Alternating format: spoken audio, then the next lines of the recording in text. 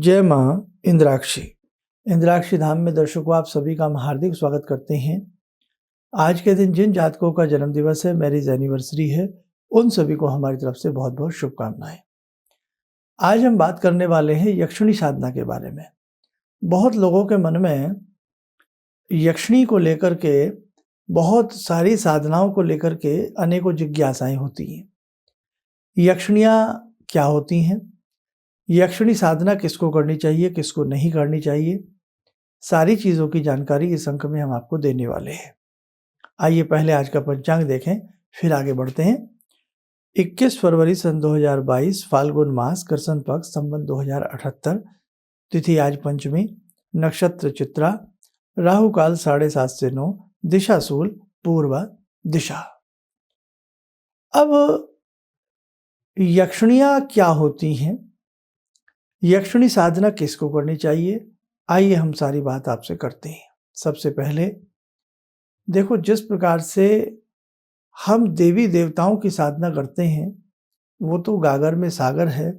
अपने आप में एक आप बहुत अच्छा कार्य कर रहे हैं। आप गुरु मंत्र लेते हैं और गुरु मंत्र में जो आपको गुरुजी आपके जिस इष्ट की बात करते हैं, उनकी आप साधना करते हैं, वो सर्वोपरि है, वो सबसे अपर है।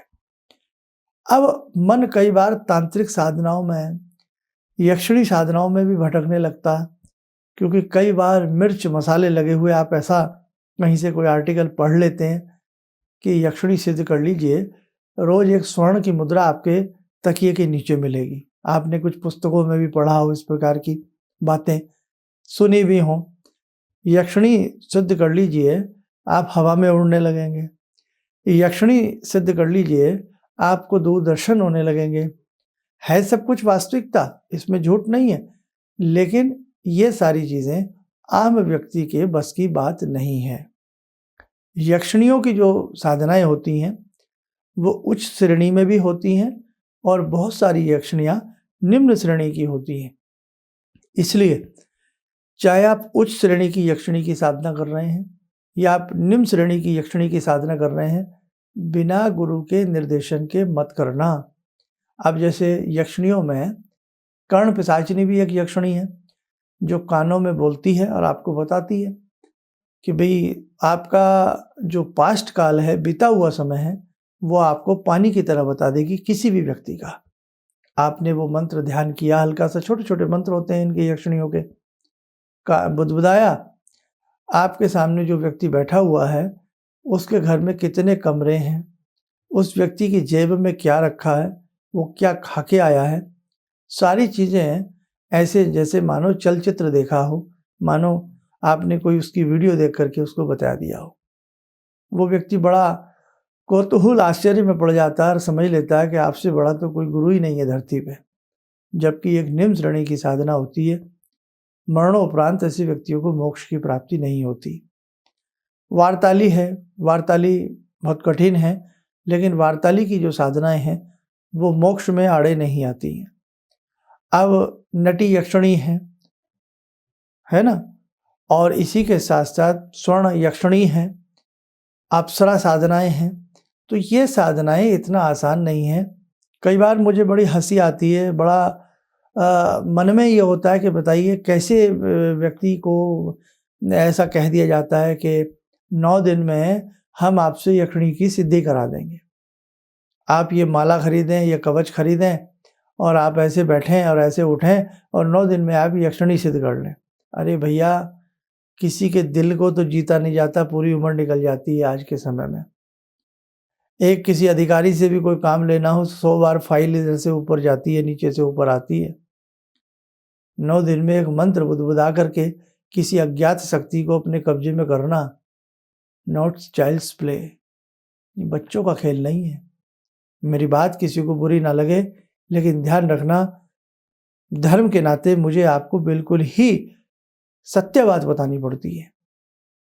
इसलिए ध्यान रखना, कभी किसी अखबार में या कहीं ऐसी कटिंग पढ़ के ऐसी साधना मत करना, आप उल्टा विपदा में फंस जाएंगे। कई बार ऐसी बहुत सारी साधनाएं होती हैं जो शमशान में वीराने में बैठ करके की जाती हैं, उनमें भी आप मत करना बिना किसी गुरु के निर्देशन के। कुएं की मुंडेर पर बैठ कर के कई साधना होती हैं जो पाँव नीचे लटका कर के की जाती हैं। कई बार अज्ञात ऐसी चीज़ें आती हैं जो आपको पीछे से धकेल जाती हैं, आप गिर सकते हैं, चोट लग सकती है। पानी होगा तो पानी में भी डूब सकते हैं। खंडहर में वीराने में साधना की जाती हैं, उसमें विकराल रूप लेकर के बालों को झटकारती हुई ऐसी यक्षिणी प्रकट होती है कि बस मुझे कहना तो नहीं चाहिए कि वहीं पे बाथरूम निकल जाता है व्यक्ति का, भय हो जाता है उसे, और साधना खंडित हुई नहीं, वो व्यक्ति मेंटली रिटायर्ड हो जाता है। इसलिए मेरे बच्चों, मेरे साधकों, मेरे सभी जो भी मेरे अजीज़ लोग हैं, आप इस प्रकार की साधनाओं से सदैव दूर रहना। और यदि मन बहुत कट्टर है, बहुत मजबूत मन के आप हैं, तो देखो बिना गुरु के निर्देशन में ऐसी साधनाएं मत करना।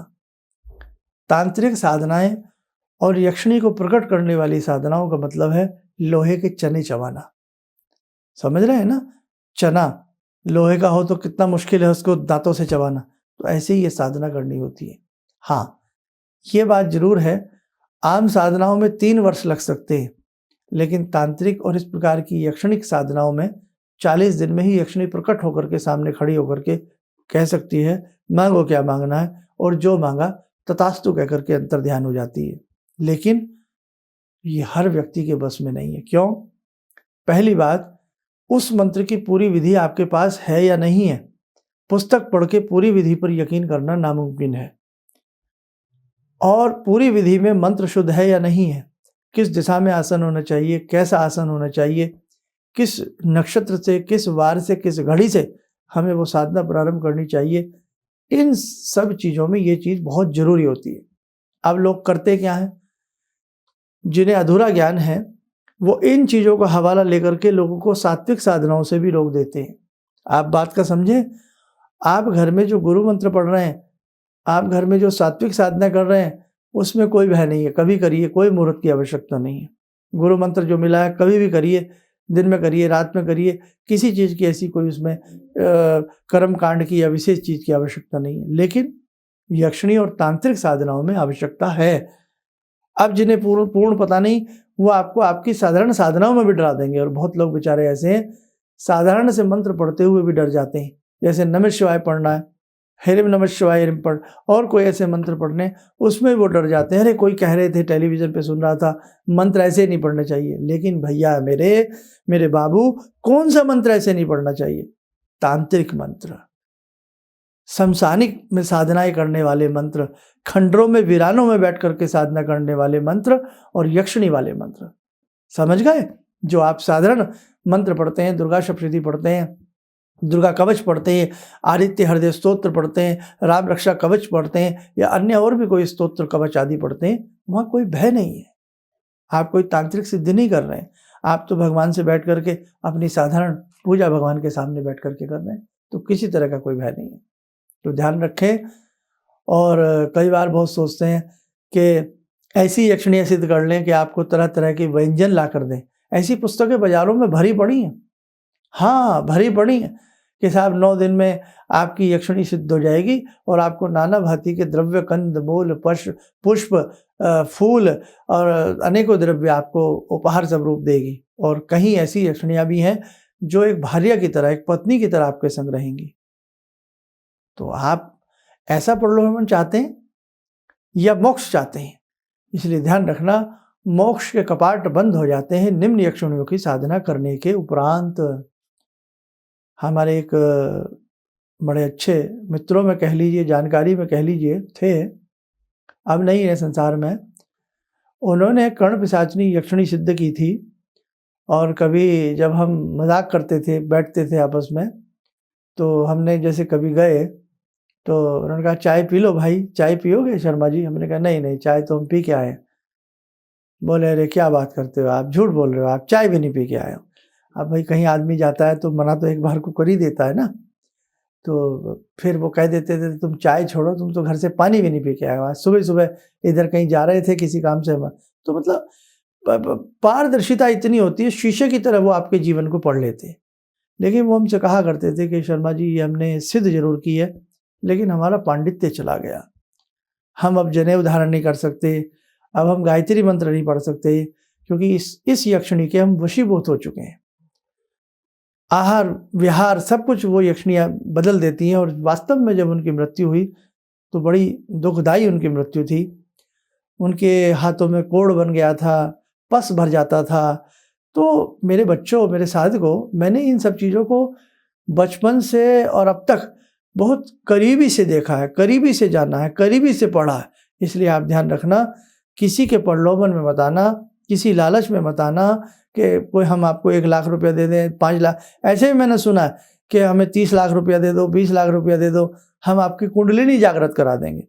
बताइए साहब, पैसा दे करके सिद्धियां होती हैं क्या?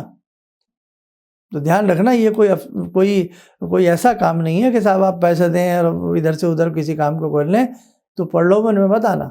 बड़ा मन दुखता है कि धर्म के नाम पर इस प्रकार से सिद्धियों को बेचा जाता है। ऐसे कभी नहीं होता। हाँ, कैसे होता?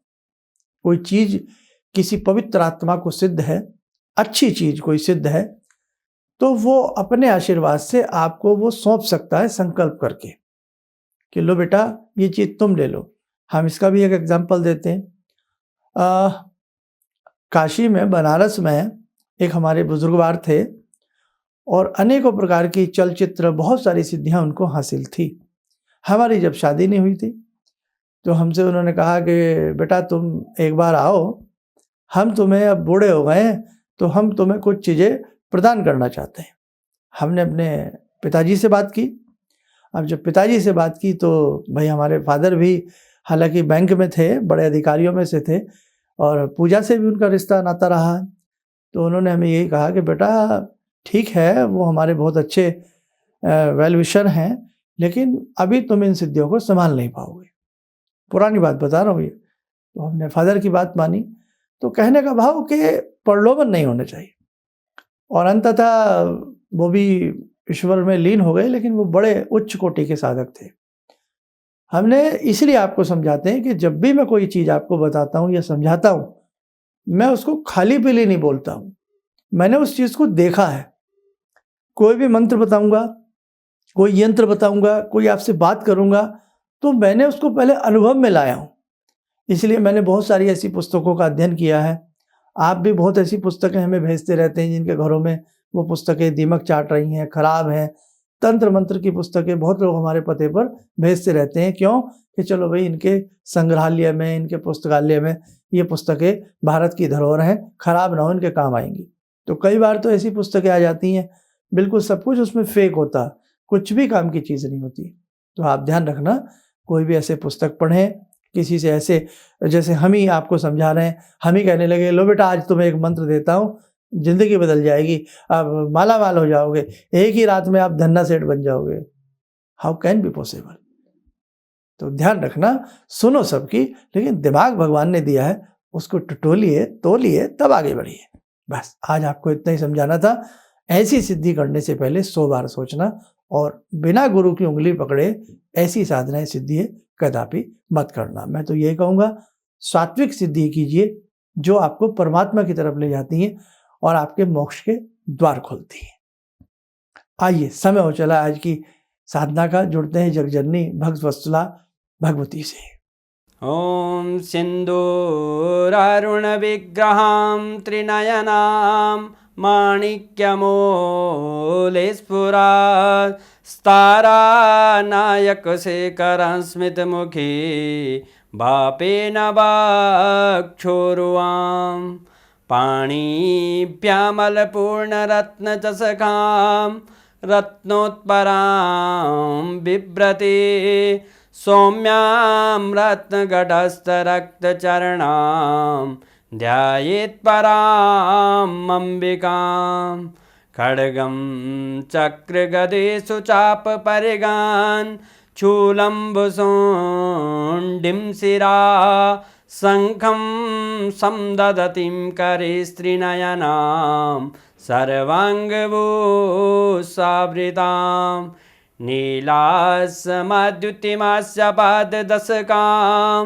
सेवे महाकालिकां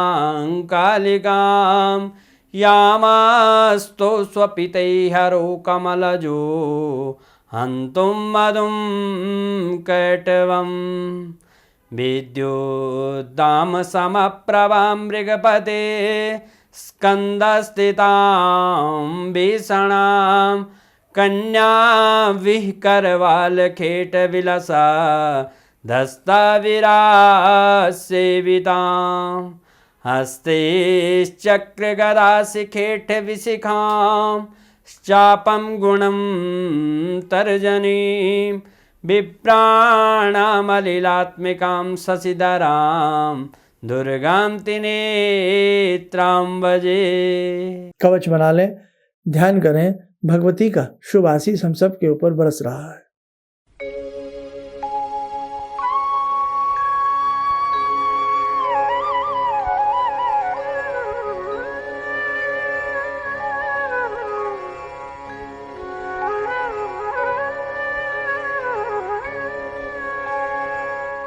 ओम बोलते हुए नेत्र खोलें, सामान्य हो जाए। देखो साधकों, जिन साधकों की जन्म पत्रिकाएं वैदिक हमारे संस्थान में बनने को आई हुई हैं, वो भेज रहे हैं। हम सबको रोज कहते हैं, संदेश इसलिए दे देते हैं ताकि थोड़ी आपको सांत्वना मिल जाए। और यदि आपके जीवन में कोई ऐसी समस्या है, किसी भी निकटतम एस्ट्रोलॉजर से मिलें। और यदि आप चाहते हैं कि भाई जीवन में बहुत अच्छे से जीवन में सुधार आ जाए, तो आप जीवन में गुरुदीक्षा जरूर लीजिए और गुरुदीक्षा के मंत्र को आत्मसात कीजिए। आपके भविष्य में बदलाव बहुत बड़ा आएगा। आप स्वस्थ रहें, सुखी रहें। इन्हीं शुभकामनाओं के साथ हम अपनी वाणी को विराम देते हैं। जय मां इंद्राक्षी। जिंदगी के इस प्रवाह में तमाम लोग डिप्रेशन के इस हालात से गुजर रहे हैं। सफलता असफलता अपनी जगह की बात है, लेकिन पता नहीं कितने सारे लोगों को इन्होंने डिप्रेशन से उबारा है, नया मोटिवेशन दिया है काम का। इनका जो एक अनुभव था कि एक मेरी बातें इनसे लगातार कभी कभार हो जाया करती हैं। एक दिन मेरी बात हो रही थी, अचानक इन्होंने प्रश्न किया कि क्या आपके यहाँ कौवे आ रहे हैं। मैं बहुत तेज चौंका। करीब 4-5 दिनों से कौवों का झुंड मेरे घर पे मंडरा था। तो मैं यही सोचने परेशान था, ये शुभ है अशुभ है, क्या चीज़ है। तो मैंने प्रश्न किया कि क्या मैंने आपको बताया कि मेरे घर में कौवे आ रहे हैं। कहने नहीं, मुझको दिखाई पड़ रहा है। तो कुछ तो अलौकिक है इनमें। दूसरा क्या, जो इनका उद्देश्य है, जब महाकुंभ में आए थे, मेरी इनसे वार्ता हुई, तो मैंने इनका उद्देश्य जानना चाहा कि किस उद्देश्य के लिए आप काम कर रहे हैं। तो जो उद्देश्य उन्होंने मुझको बताया, मैं मन से इनके उद्देश्य के साथ जुड़ गया।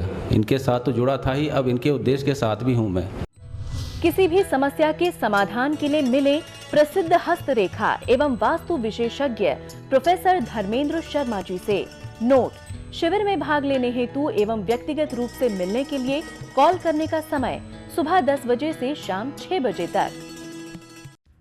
हमारे विभिन्न ज्ञानवर्धक कार्यक्रम देखने के लिए आप हमें अभी सब्सक्राइब करें, बेल आइकन को प्रेस करें ताकि आप देख सकें हमारा कार्यक्रम सबसे पहले। और अधिक जानकारी के लिए फेसबुक पेज को लाइक करना न भूलें।